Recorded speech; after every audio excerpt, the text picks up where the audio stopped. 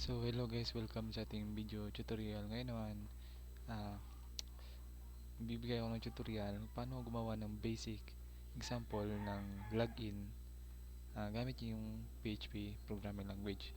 So ngayon gagawa muna tayo ng file na login.php and welcome.php. So dito sa welcome.php, maglalagay lang tayo ng title na welcome, and ito lagyan natin dito welcome user.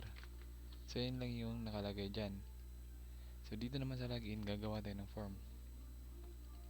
So lagyan natin ng title na login page, then form na may method na post. So lagyan natin dito login.php. So yan, then post. Ayan. So dito maglalagay na tayo ng mga inputs. So ito yung name value niya ay username, then yung placeholder is username. Ayan. So try natin i-refresh to para makita nyo yung progress.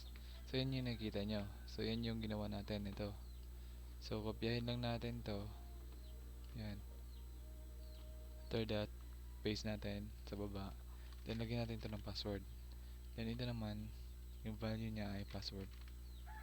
And ito, yung value niya ay password din. So refresh, and meron tayong input. Yan, input ng username and password.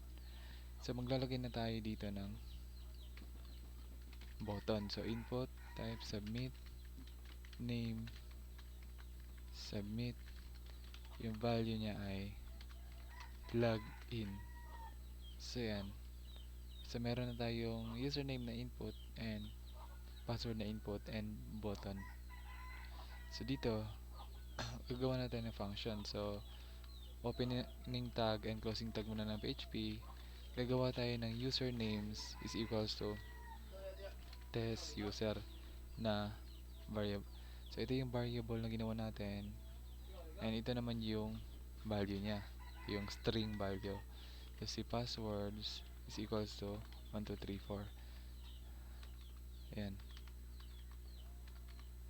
So ayan, pwede mo rin siyang ilagay dito ganyan, pwede yan, gagana pa rin yan. So ngayon gagawa natin ng condition. So if use server muna, server, and server request.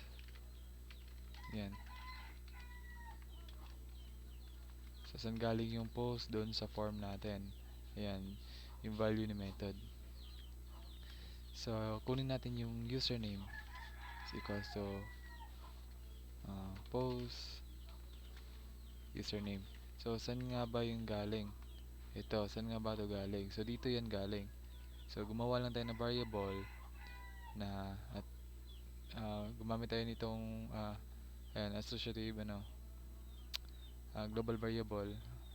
So para kunin natin yung value ng in-input natin. Ayan. So password post password. Ngayon gagawa na tayo ng another condition. So if ayan,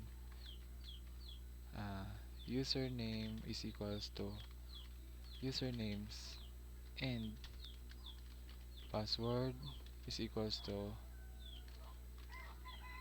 passwords. Then kapag tama yung header, ilo-locate ka niya or ipapasa ka niya dun sa welcome.php. Then maglalagay tayo ng exit para i-terminate yung execution. So else naman, yung else kunyari mali yung in-input mo, so incorrect username or password. So ganyan lang. So try nating paganahin. So kunyari ito 1 2 3 4 5 yung password natin. So yan, incorrect username or password. So ito yung else. Kunyari naman tama yung nilagay natin, so test user, and yung password is 1 2 3 4. So yan, pumunta tayo sa welcome user. So, yun yung basic example ng login gamit yung PHP programming language. So, yun lang. Maraming salamat.